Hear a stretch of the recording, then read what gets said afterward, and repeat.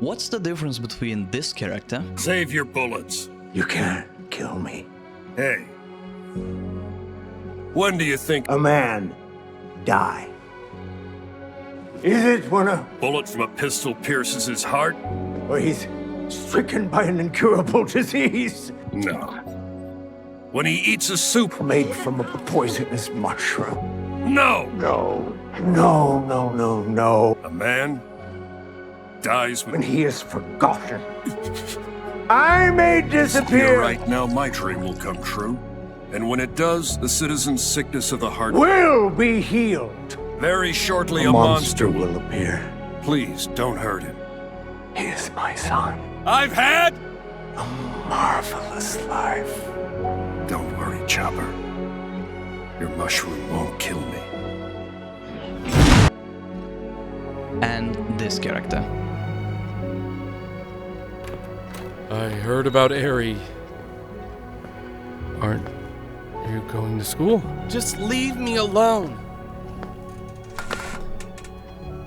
Yuta, What?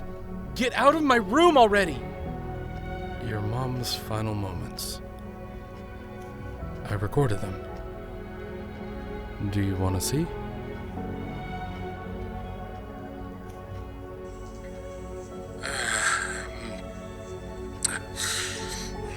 Yuta won't come out of the car. So since it's your wish, I'll be recording. Why isn't Yuta here? Why?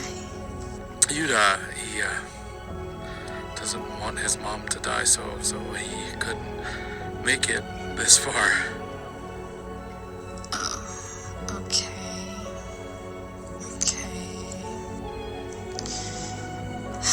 Okay. Right. That boy's useless to the very end.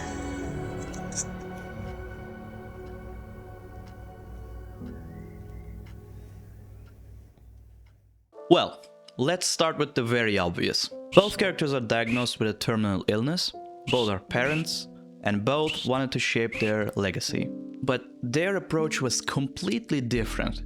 So let's dive in. Dr. Hiriluk found Chopper in that fateful day, and he treated him like he did any other patient, any other person in pain. And even though he made some careless comments and received his well-deserved beating from Chopper right after, he nevertheless persisted in healing him. He apologized for his comments and took Chopper in. He fostered the poor child, who was ousted by both reindeers and humans. Being raised by Dr. Hiriluk, he quickly admired both him and the art of healthcare. Even though he was a quack doctor himself, he taught him how to be a doctor, at least the idea of it for the most part. To me, what's the most important thing about this whole teaching the art of medicine part is Dr. Hiriluk, even though he is a quack doctor himself, showing Chopper that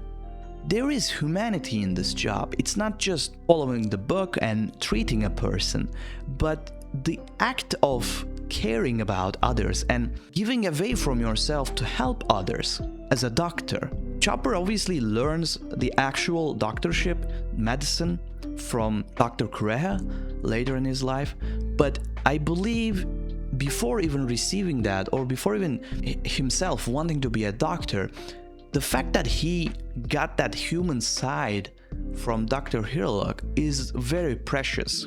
He listened to the tales of the world outside, of this island that was all he ever knew. And the reason why Dr. Hiriluk himself wanted to be a doctor or a physician was because the terminal illness that he was diagnosed with was cured by this beautiful sight of cherry blossoms. There was no treatment for this sickness, this illness, but the pure shock from this beautiful sight cured him.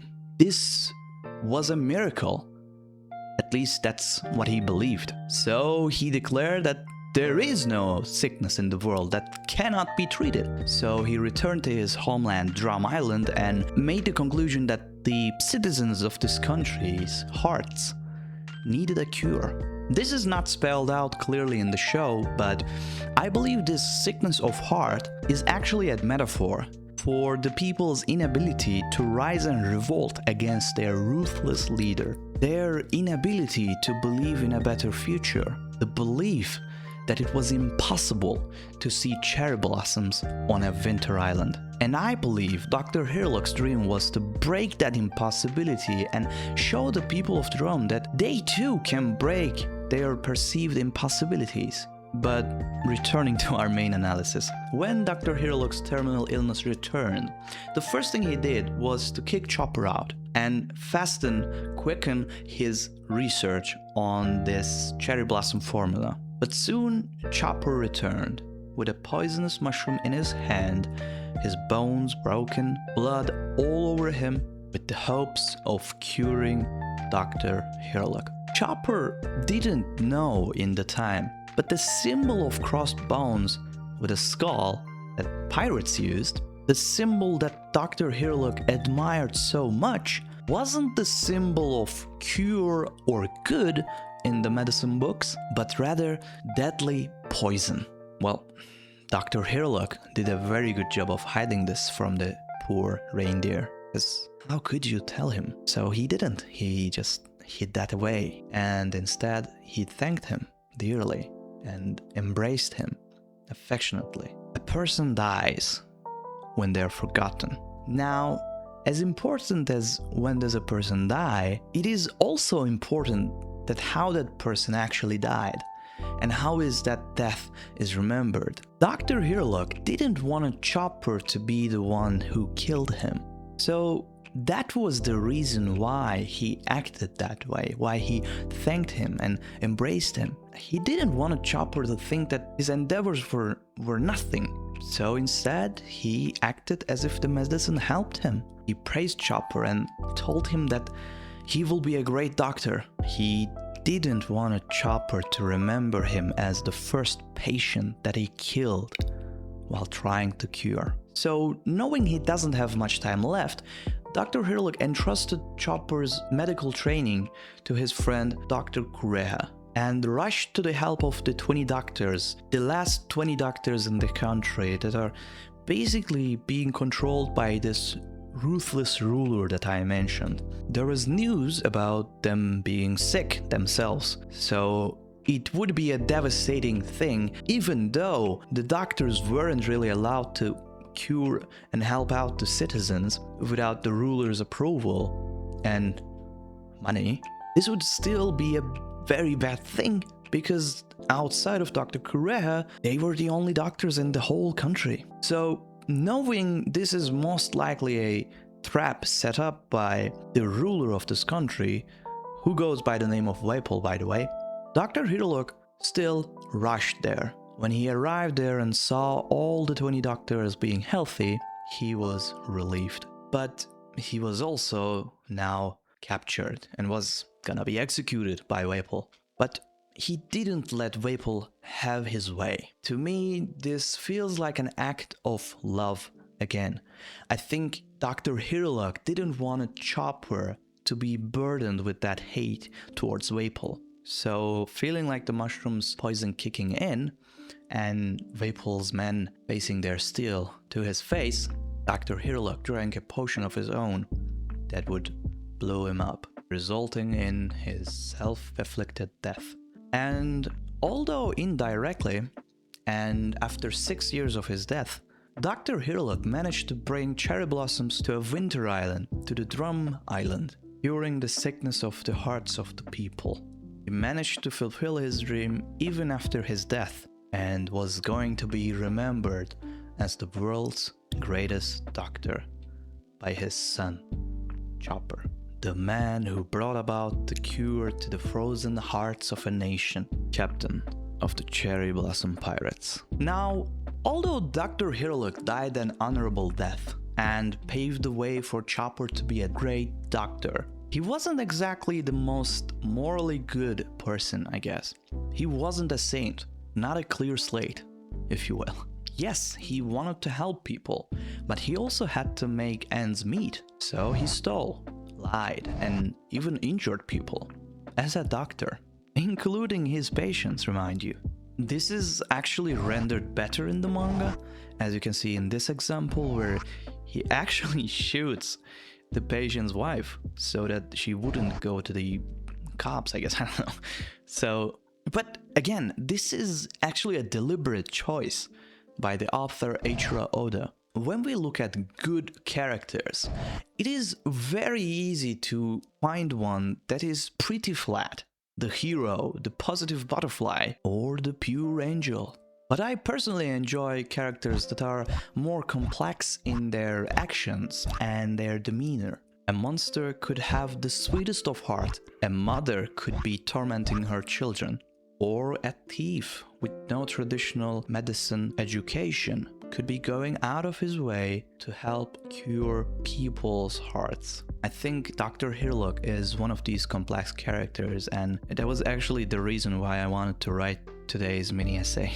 So, if we take a closer look at Dr. Hiriluk's actions, we see that he was a thief before he was diagnosed with this terminal illness. And even after he was cured from his illness and returned to the Drum Island to be a doctor, he kept stealing from people of the island as he needed. He shot a patient's wife with a knockout bullet. To make his escape from the townfolk or the security guards, he throws bombs at their way. He one time even throws Chopper at their way as a decoy. And he even fights with Chopper fist to fist when he, reasonably so, brings up this to Dr. Hiriluk and asks, "Why the hell did you throw me at their way? I could have been killed." But to see the full picture, we also need to pair all of that with the reasonings behind them. Dr. Hiriluk taught Chopper pretty often. Even after arguments or fights, he taught him that he shouldn't hate all humans just because some humans were ruthless to him. He taught him about the wonders of the ocean, the piracy, and the world beyond this island. The way he always treated him with care and even stripped naked to show him when they first met that he meant no harm to him. I guess to show him that he has no guns or stuff like that. I don't understand why you strip full naked. That's beside the point. Or the time that he gifted Chopper's iconic hat as a peace offering, right after their first fist fight, by the way. It's also beautiful, in my opinion, that he says, when Chopper tells him that this was his first fight with anybody, he says that you need a buddy, you need a friend to practice fighting. That's why. That's beautiful. And I guess the most important one is that the time he accepted Chopper's poisonous mushroom soup and encouraged him, smiling brightly.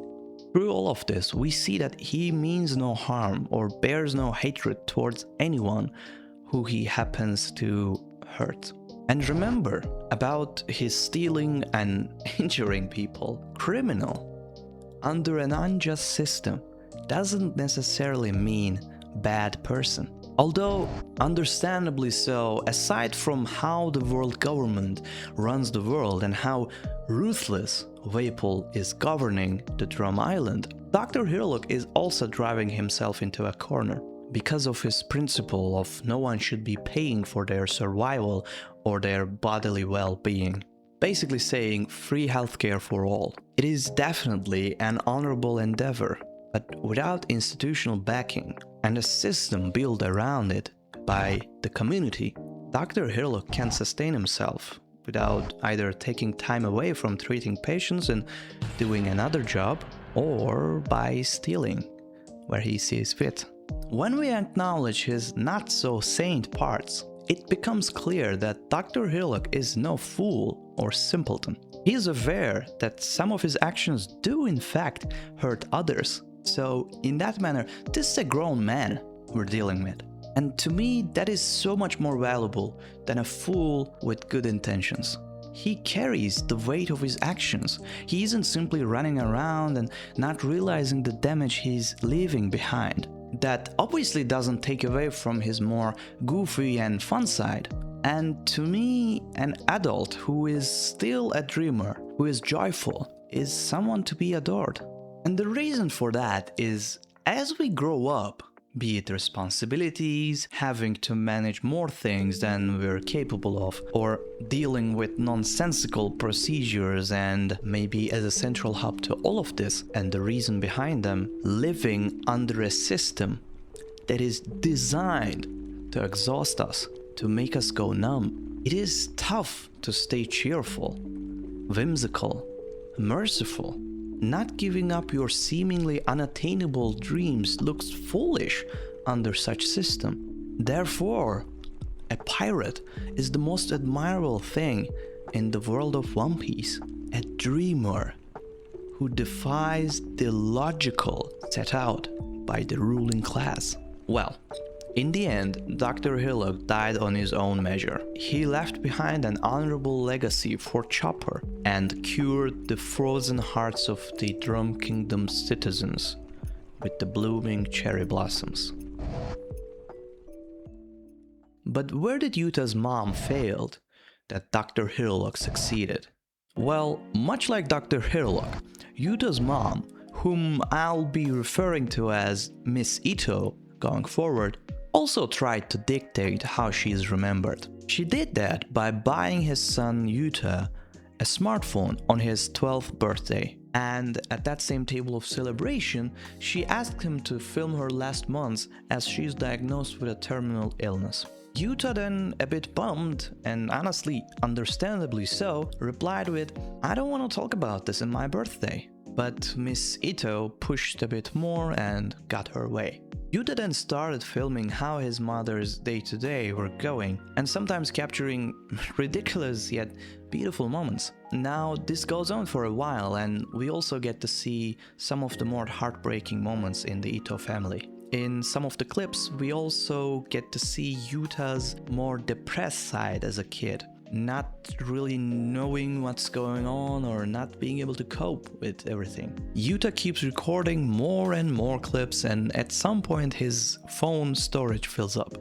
So they buy him a computer so that he can keep recording more. And so he records hours or even days worth of footage. And eventually that dreaded day arrives. His father picks him up and drives to the hospital. But when they arrive at the hospital, Yuta runs away, screaming "Goodbye, Mother" at the top of his lungs, followed by explosions, and the film ends. Now, looking at all of this, I think this is extremely sad. Making a kid mind you, go through your death, his mother's death, and make him record every bit, all in the name of so that he can have something to remember her with. I think how he wants to process that, or how he wants to preserve his mother's memory, should be up to the kid. How he wants to cope during these last months, and after her recovery or her death. Being forced to record your dying mother's last months. I honestly can't imagine the pain. And if this was it could have been alright if we ignored all the signs in the early parts of the story and even the reveal at the end.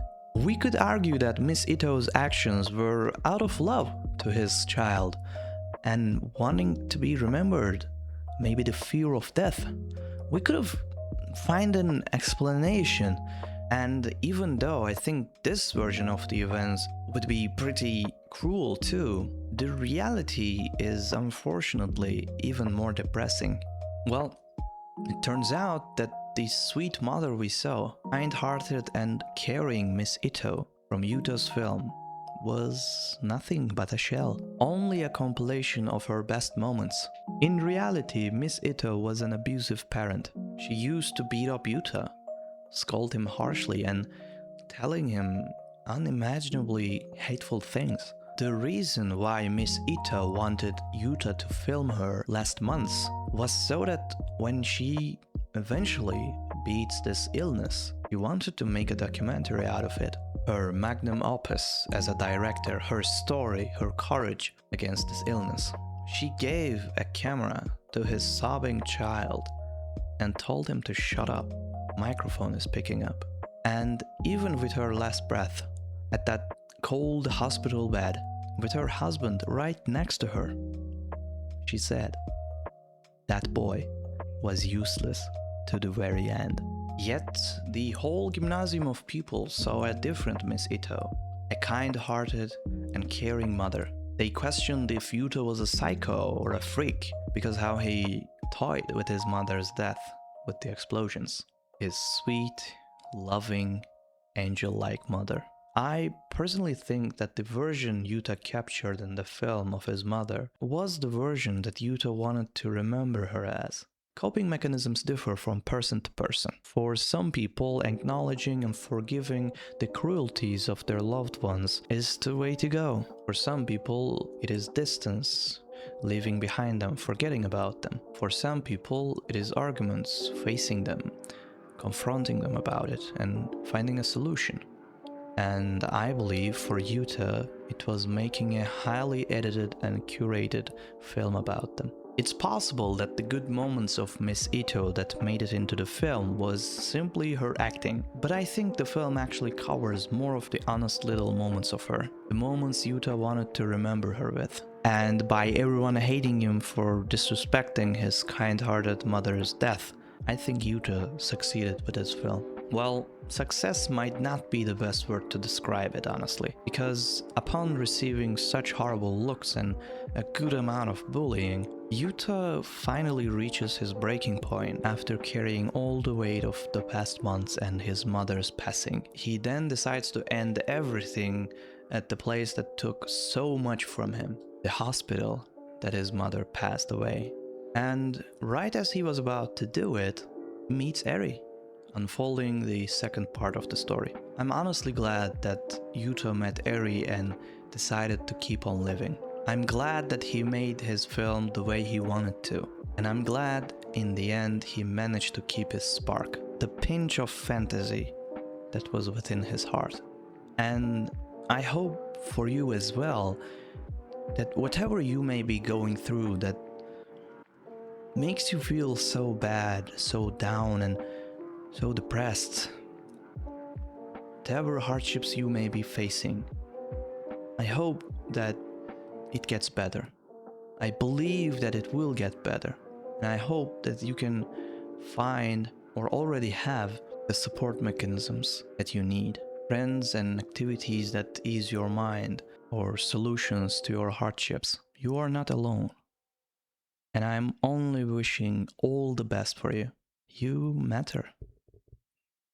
And I'm happy that you're here right now.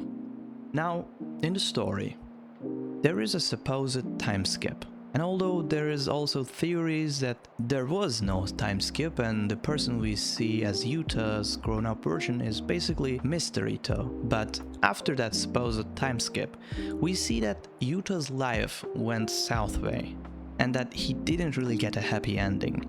But just as we fall into despair again, Yuta remembers what was so special about filmmaking for him and ends the story with a pinch of fantasy once again, with a big, bad explosion. Now, if any of this caught your attention, but you haven't read Goodbye Eri, I'd highly recommend you to do so. There are much more to this story than what I covered here, and the part with his mother isn't even the main point of the story. It serves more like a build-up to it. And obviously, this goes without saying, but if you haven't watched One Piece or read it for that matter, I'd highly recommend you to do so as well. But before you do that, let's conclude this video, shall we? So, 2 parents, 2 kids, 2 wills, and 2 legacies. One led to cherry blossoms on an icy island, paving the way for the world's greatest doctor, and the other led to explosions on a hospital and her son almost letting go of this world. Well, that's it.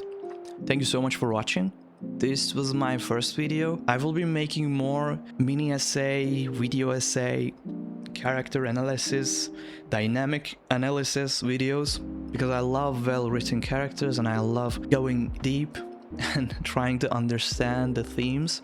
I hope I wasn't too harsh on Miss Ito. Honestly, it is just, I can't really get myself to give much credit to her because it is just such a horrible thing, but in the end, it's just an analysis, just a theory, you can also call it, and I'm glad you watched it.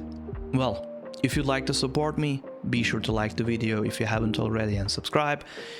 Write comments about the video or for future videos. I would love to hear from you guys. I also have a Patreon. Well, I'm sorry to pause your video, editing immediate here. At the time of writing this essay, I didn't know that I would actually have Patreon backers for my first video, even before releasing my first video, basically. But that is the case, and I'm so happy, honored, and grateful to shout out It's Not Biggie, Nevas, and Hussein Arif 11. Thank you guys so much for believing in this project and in me, honestly. Thank you so much for supporting the channel. That's it from me. Take care. If you have the means, be sure to check that out as well. It is free to subscribe there as well. There is also a paid version, which would mean a lot to me. Well, thanks so much for your support, and I hope I'll see you in the next video. Take care, and bye-bye.